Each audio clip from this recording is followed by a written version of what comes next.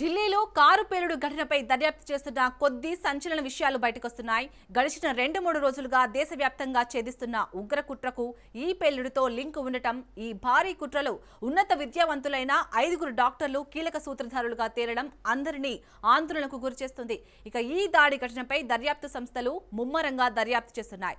ఈ నేపథ్యంలో తాజాగా కీలక విషయం బయటకు వచ్చింది. పేలుడికి ముందు దుండగులు పలుమార్లు ఎర్రకోట వద్ద రెక్కీ చేసినట్లు తెలుస్తోంది. జనవరి 26న గణతంత్ర దినోత్సవం రోజున ఎర్రకోట వద్ద పేలుళ్లకు కుట్ర చేసినట్లు దర్యాప్తు సంస్థలు అనుమానిస్తున్నాయి. ఆ రోజు ప్రధానమంత్రి నరేంద్ర మోదీ జాతిని ఉద్దేశించి ప్రసంగించనున్న విషయం తెలిసిందే. ఆ సమయంలో అక్కడ పేలుళ్లకు ప్లాన్ చేసినట్లుగా దర్యాప్తు అధికారులు అనుమానిస్తున్నారు. ఫరీదాబాద్ లో అల్ ఫలాహ్ యూనివర్సిటీ దవాఖానాలో డాక్టర్ గా పనిచేస్తున్న పుల్వామాలోని కోలికి చెందిన ముజమ్మిల్ ను పోలీసులు సోమవారం అరెస్ట్ చేసిన విషయం తెలిసిందే. అతడిని అధికారులు విచారిస్తున్నారు. అతడి ఫోన్ స్వాధీనం చేసుకుని పరిశీలించగా ఈ విషయాలు వెలుగులోకి వచ్చాయి.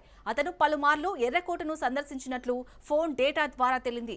మహ్మద్ ఉమర్ తో కలిసి ఎర్రకోటపై నిఘా పెట్టినట్లు తెలిసింది.